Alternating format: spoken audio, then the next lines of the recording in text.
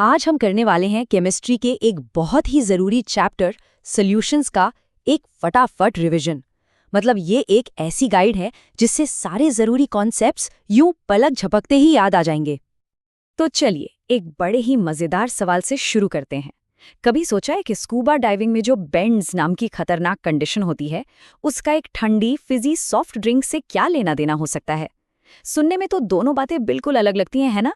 लेकिन आज हम उसी साइंस को समझेंगे, उसी प्रिंसिपल को जो इन दोनों को जोड़ता है। तो आज का हमारा सफर 4 हिस्सों में बटा होगा।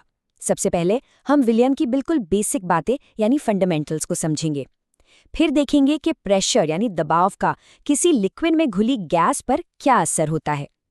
इसके बाद हम आइडियल और रियल सॉल्यूशंस के बीच का फर्क जानेंगे, किताबी दुनिया और असली दुनिया में क्या अंतर है।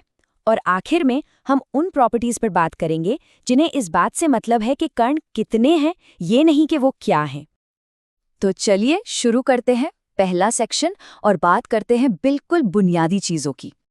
तो सबसे पहला सवाल, ये विलयन या सॉल्यूशन आखिर है क्या? देखिए, ये एक होमोजीनियस मिक्सचर है। होमोजीनियस मतलब जिसकी बनावट हर जगह से बिल्कुल एक जैसी हो। इसमें 2 चीजें होती हैं, एक सॉल्यूट यानी जो घुलता है और एक सॉल्वेंट जो अपने अंदर घुलता है। और सबसे जरूरी बात पता है क्या है? जो सॉल्वेंट की फिजिकल स्टेट होगी, मतलब वो सॉलिड है, लिक्विड है या गैस, वही पूरे सॉल्यूशन की स्टेट बन जाएगी। बस यही है इसका सबसे बड़ा नियम। अच्छा, अब आते हैं सॉल्युबिलिटी पर। इसका मतलब बहुत सीधा है कि किसी सॉल्वेंट में हम ज्यादा से ज्यादा कितना सोल्यूट घोल सकते हैं। और इसका गोल्डन रूल क्या है? लाइक डिसॉल्व्स लाइक, मतलब पोलर चीजें पोलर में घुलेंगी और नॉन पोलर चीजें नॉन पोलर में। बस इतनी सी कहानी है। ठीक है, तो अब जब हमें पता चल गया है कि सॉल्यूशन क्या होता है, तो चलिए आगे बढ़ते हैं। अब देखते हैं कि जब सीन में प्रेशर की एंट्री होती है तो क्या होता है, खासकर जब बात गैसों की हो। और यहीं पर आता है हेनरी का नियम। ये नियम कहता है कि किसी लिक्विड के ऊपर गैस का प्रेशर जितना ज्यादा होगा, उतनी ही ज्यादा गैस उस लिक्विड में घुलेगी। इसका सबसे बढ़िया एग्जाम्पल हमारी सॉफ्ट ड्रिंक की बॉटल। हाई प्रेशर पर ही तो कार्बन डाइऑक्साइड को पानी में घोला जाता है। और पता है, यही नियम हमारे उस पहले वाले सवाल का जवाब है। जब कोई स्कूबा डाइवर बहुत तेजी से ऊपर आता है तो पानी का प्रेशर अचानक से घट जाता है। इससे क्या होता है?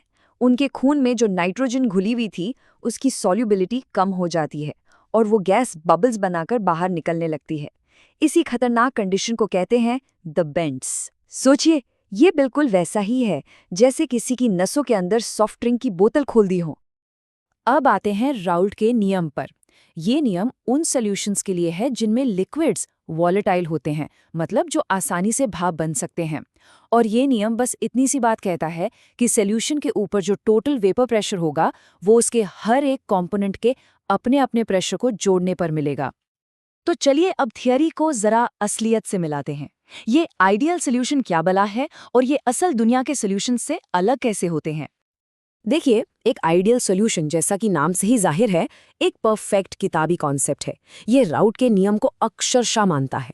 मतलब जब इसके कंपोनेंट्स को मिलाएंगे तो न कोई हीट चेंज होगा, न ही वॉल्यूम। लेकिन असल दुनिया में ज्यादातर सॉल्यूशंस नॉन आइडियल होते हैं। वो इन नियमों से थोड़ा भटक जाते हैं। अब ये जो भटकना है यानी डिविएशन, ये 2 तरह का हो सकता है। एक होता है पॉजिटिव डिविएशन। इसमें वेपर प्रेशर उम्मीद से ज्यादा होता है। क्यों? क्योंकि मिलाने के बाद पार्टिकल्स के लिए सॉल्यूशन से भागना, मतलब भाप बनना, आसान हो जाता है। और दूसरा है नेगेटिव डिविएशन। इसमें वेपर प्रेशर उम्मीद से कम होता है, क्योंकि अब पार्टिकल्स एक दूसरे को ज्यादा कसकर पकड़ लेते हैं और उनका बाहर निकलना मुश्किल हो जाता है। और अब हम आ गए हैं अपनी आखिरी और शायद सबसे जरूरी सेक्शन पर। अब हम उन प्रॉपर्टीज की बात करेंगे जिन्हें इस बात से कोई लेना देना नहीं है कि हमने क्या घोला है, बल्कि सिर्फ इस बात से है कि हमने कितना घोला है। Quantity not quality. इन्हें कहते हैं कोलिगेटिव प्रॉपर्टीज। ये वो प्रॉपर्टीज हैं जिनको सॉल्यूट की पहचान से, उसके नेचर से कोई मतलब नहीं। उन्हें सिर्फ एक चीज से मतलब है कि उसके पार्टिकल्स की संख्या कितनी है, उनकी गिनती कितनी है। बस यहाँ सिर्फ काउंटिंग मैटर करती है। तो ये 4 मेन कोलिगेटिव प्रॉपर्टीज हैं: वेपर प्रेशर का कम होना, बॉइलिंग पॉइंट का बढ़ जाना, फ्रीजिंग पॉइंट का घट जाना और ऑस्मोटिक प्रेशर। और ये चारों के चारों सीधे सीधे सॉल्यूट पार्टिकल्स की संख्या से जुड़े हैं। लेकिन एक मिनट रुकिए, यहाँ एक पेज है। क्या होगा अगर सल्यूट के पार्टिकल्स सॉल्यूशन में जाकर अकेले न रहें? मतलब क्या हो अगर एक पार्टिकल दो में टूट जाए या दो पार्टिकल्स जुड़कर एक बन जाएं? अब तो हमारी सारी कैलकुलेशंस गड़बड़ा जाएगी। हमारे अब तक के सारे मॉडल्स यहाँ आकर फेल हो जाते हैं। और इसी प्रॉब्लम का सल्यूशन है वैन हॉफ फैक्टर, जिसे हम आई से दिखाते हैं।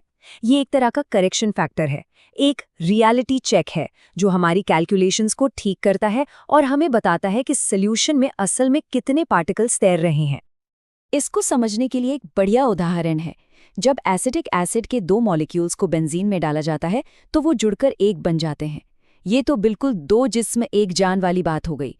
यहाँ दो मॉलिक्यूल्स एक सिंगल यूनिट की तरह काम करते हैं, जिससे पार्टिकल्स की गिनती असल में आधी रह जाती है।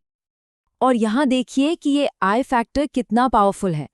कॉलिगेटिव प्रॉपर्टीज के जितने भी मेन फॉर्मूले हैं, उनमें बस इस आई को मल्टीप्लाई कर दीजिए और बूम, वो फॉर्मूले रियल वर्ल्ड सॉल्यूशंस के लिए एकदम परफेक्ट हो जाते हैं।